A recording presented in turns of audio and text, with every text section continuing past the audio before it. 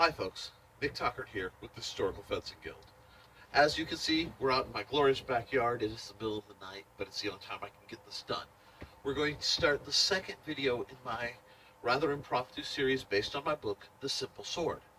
In the last video, I covered the parts of a sword using one of the lovely Purple Heart tactical trainers. In this case, the Italian side sword practical trainer, which I got to help design. We covered the forte, mezzoforte, and foible of the blade, the true edge, the false edge, guards, the quillions, knuckle duster, keyhole grip, ricasso, hilt, pommel. All these parts are of a basic sword. This is what we'll be using. Now, in the process of learning to sword fight, before you can fight, you have to learn to move. Before you can move, you have to learn to stand. There are 4 basic stances that you'll really encounter, 2 of which you really need to know, and 1 of which we will work on. I'm going to give you the 4. The first stance, the most important, is what's called offensive stance. That means your sword is in your primary arm. For our purposes, my right arm always has this wrist brace, so you can never be confused. That is the arm that is leading. My toe is pointed at the enemy. I'm going to back up. My toe is pointed at the enemy. My sword is pointed at the body of my enemy. Usually center mass. You want to be able to turn the blade horizontal and go within the ribs. That's the standard methodology.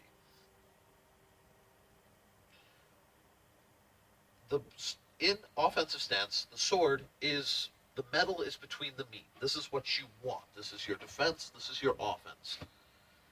One-handed, and for the majority of both my book and this video series, we will be operating in offensive stance.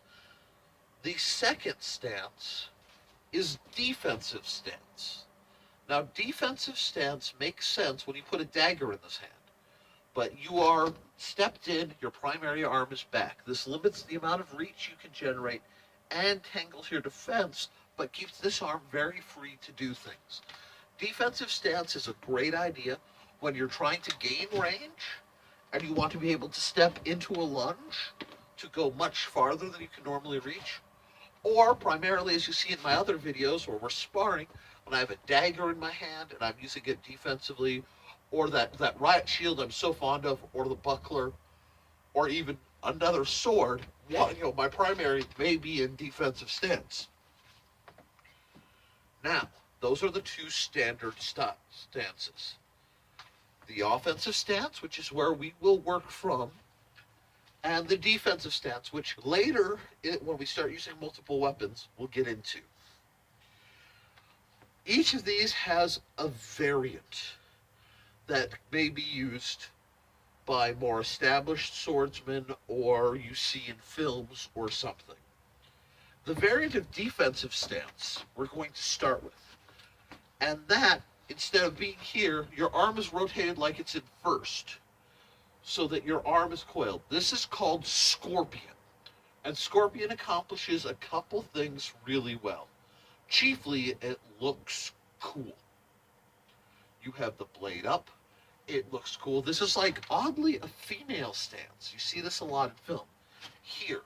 The problem with scorpion is from the side, while it looks cool, it leaves the body very, very vulnerable.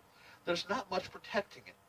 Whereas, from keeping the blade tip right where it is, we rotate to a standard defensive stance. You now have a much easier means of protecting yourself. You can easily make the blade go wherever it needs to go to intercept what's coming. This is why I will almost always say, take a standard defensive stance over scorpion. Scorpion looks great if you're sniping the leg. It also makes sense as not a stance, but as a position you fall into. So you've retreated, somebody is attacking the high line. Your response bring up into Scorpion, break the guard so that their weapon slides, and then you can counter. At that point, Scorpion makes sense because you're not living here. It is a place you are moving through.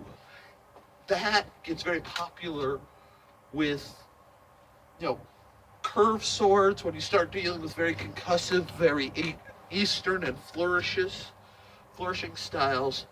That happens. Like I said, understand it, see it, but please don't fall into the trap of looking cool. I would far rather have you be able to accomplish something than look pretty. The other stance is going to be a little tricky to see. Now, when you are in offensive stance, your upper body is aligned, your front foot. So this is going to sound silly, but I need you to be able to mark the difference between my legs. So I'm going to cuff one leg.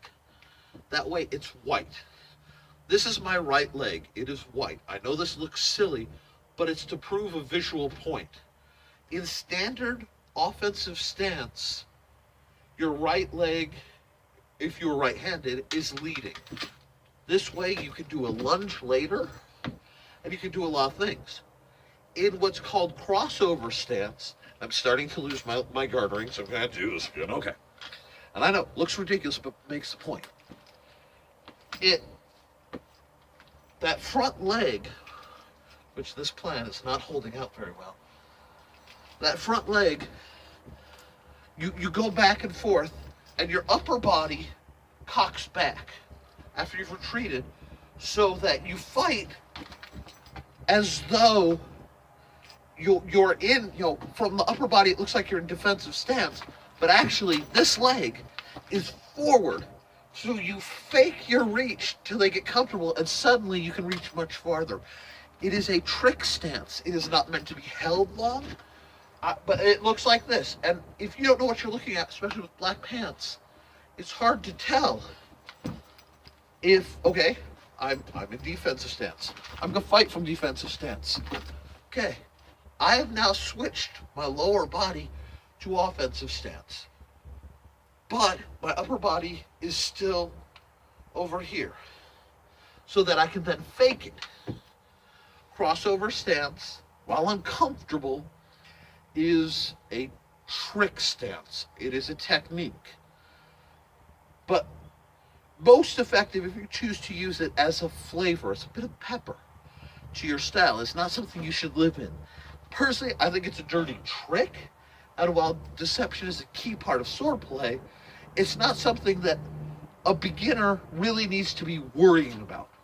You need to see it, understand that it can happen, but you really don't want to be overly practicing it. So, we'll go over again real fast. Offensive stance. This is where the metal is between the meat. Defensive stance. It looks like the meat is between the metal, but if you're doing a grapple, or you have a dagger, a knife, you have anything to fight with in this hand, it can make sense. Scorpion basically looks cool, and is good for a very specific kind of block and response, but only good for that. And then crossover stance. A deceptive stance, when combined with advanced movement, used to kind of fool new people and people who think they've learned your range. Through the next series of videos, and most of the time, if you watch my videos, watch us spar, watch us play, you'll find we live in offensive stance. Even when there's another weapon, offensive stance is just the simplest and best place to live. So, well, there's creepy noises out here in the woods, so I have to check those out.